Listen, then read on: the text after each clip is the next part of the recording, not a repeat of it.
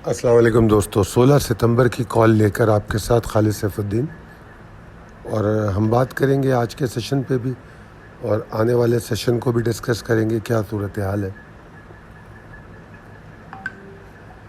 मैं पहले याद दहानी कराऊंगा कि कल की कॉल में जो लास्ट कॉल है उसमें मैंने आपको एक मैसेज भेजा था कि मार्केट के ऊपर जाने पर कभी जो रैप अप चार्ट होता है ना, वहाँ पर ये मैसेज था कि मार्केट के ऊपर जाने पर भी कभी हद से ज़्यादा पुरजोश ना हो, बैरूनी झटकों को नज़रअंदाज करना और मोमेंटम को गलत समझना अक्सर गलत होल्डिंग पर ख़त्म होता है।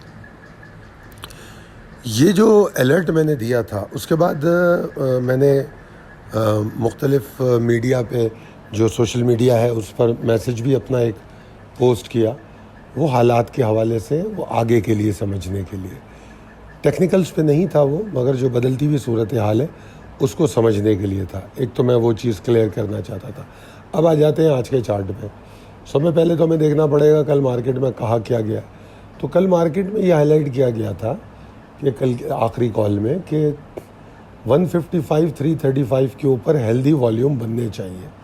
ये आपके सामने चार्ट है। हेल्दी वॉल्यूम की अगर कंपैरिजन में बात करेंगे तो मेरे ख़्याल में तो पूरा दिन वॉल्यूम नहीं थे। मेरे ख़्याल में 5 मिलियन पर 5 मिनट का एवरेज शायद आ रहा हो, और वॉल्यूम अगर कुछ बनना शुरू हुआ तो 2:30 बजे के बाद, यानी कि मेजर वॉल्यूम आखिरी 1 घंटे में आए हैं। एक तो अहम बात ये है, ठीक है जी।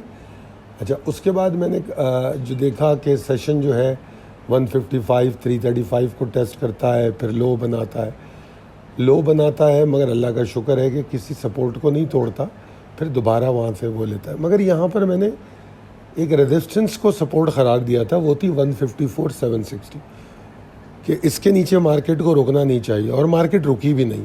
तो ये तो एक बड़ी अच्छी साइन थी कि थोड़ी देर मार्केट इसके नीचे, मेरे ख्याल में आधा घंटे के अंदर अंदर रिकवर होके फिर ऊपर चली गई। और फिर आखिर में जो मैं उसको रेड लाइन में दिखा रहा हूँ, वो इसीलिए दिखा रहा हूँ कि ऑब्वियसली वो मार्केट के लिए सपोर्ट बन गई। तो ओवरऑल सिचुएशन, इंडेक्स या सेशन बुरा नहीं था। वॉल्यूम 14% बढ़े हैं जुमे के मुकाबले में, मगर शुरू के 2 स्टॉक जो हैं उनके 40% वॉल्यूम है। तो इसलिए वॉल्यूम एक्टिविटी कोई बहुत ज़्यादा मज़ेदार नहीं है, मगर बहरहाल ओवरऑल 14% वॉल्यूम बढ़े।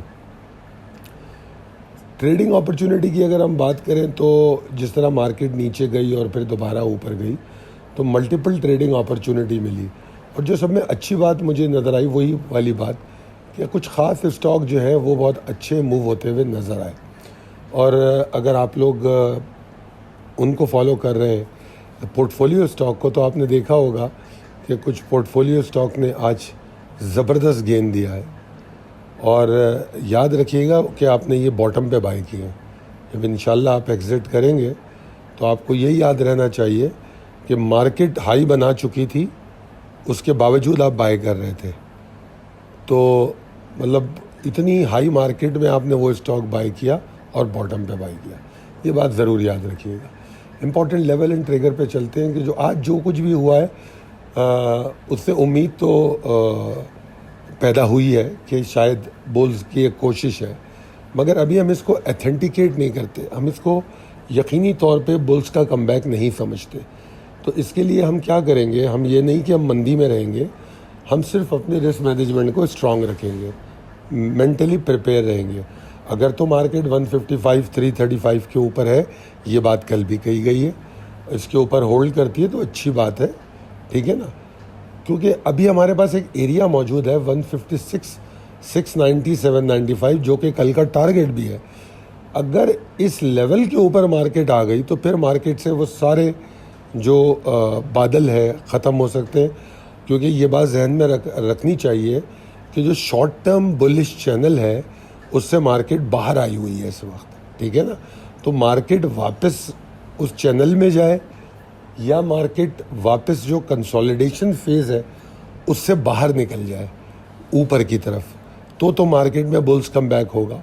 तो इसलिए 156 690 और 156 795 का जो एरिया है, एक बार मार्केट इसके ऊपर निकल गई तो फिर बुल्स कम बैक की अथेंटिकेशन हो जाएगी। ठीक है जी। रिस्क मैनेजमेंट के हवाले से मेरा ये कहना है कि अगर 155 170 ये कमोबेश वही लेवल है, 335 और 155 170, अगर इसके ऊपर होल्ड नहीं कर पाती है तो फिर मज़ीद वॉल्यूम में कमी हो सकती है। ठीक है ना। और फिर उसके बाद हमारे पास एक लेवल है 154 280, उसको तोड़ने से मार्केट प्रॉब्लम पैदा करेगी। ठीक है जी। और 153 760 को अगर तोड़ दिया मार्केट ने तो फिर दूसरे फेज़ में एंटर हो जाएगी, और वो भी मंदी का फेज़ नहीं कहलाएगा, वो करेक्शनल फेज़ ही होगा। वहाँ पर भी ब्रीथिंग की कोशिश करेगी मार्केट, कंसोलिडेट होने की कोशिश करेगी। तो मगर बहरहाल ऊपर आने के चांसेस कम हो जाएंगे इस हवाले से कि फिर मार्केट अपने आप को कंसोलिडेट करने का टाइम लेगी। तो ये तमाम ट्रिगर्स लेवल जो मैंने समझाए, इनको समझिए, उसके हिसाब से ट्रेड कीजिए। मेरी जो राय है कि मार्केट की मौजूदा सूरत हाल को देखते हुए कि अगरचा आज की मुस्बत पॉइंट मजबूत लगते हैं, मगर अगर हम गहराई से तज्जिया करें तो मार्केट अभी भी मोहतात रहने का और बुलिश के आर्जी होने का सिग्नल देती है। क्यों? उसकी वजह मैंने बता दी कि वो जो मेजर लेवल है आपके सामने जो भी डिस्कस किया 156 690 और 795 वाला, उसके ऊपर निकल के वो जो मोहतात का रवैया है उससे हम बाहर आ सकेंगे। ठीक है। और अगर उसको नहीं तोड़ पाती तो ये मुख्तसर मुद्दत का जोश है। ठीक है ना। तो ट्रेडर्स के लिए ज़रूरी है कि जो रैली आती है या चल रही है उसमें इन ट्रिगर्स को ज़रूर सोचें, और जो अहम लेवल्स हैं और जो इम्कानात आपको बताए जाते हैं उन पर सख्ती से तवज्जो दें और अपने रिस्क मैनेजमेंट को हमेशा अपने साथ रखें। और उसका तरीक़ा क्या है? Trailing stop loss. उम्मीद है कि ये कॉल आपको पसंद आई होगी। पसंद आई है तो अपने दोस्तों और अहबाब से शेयर कीजिए। और अगर आपको हमारे पोर्टफोलियो स्टॉक या डेली कॉल्स, डेली स्टॉक्स चाहिए हों तो शुएब से रब्ता कीजिए 0345 619 0443। शुक्रिया।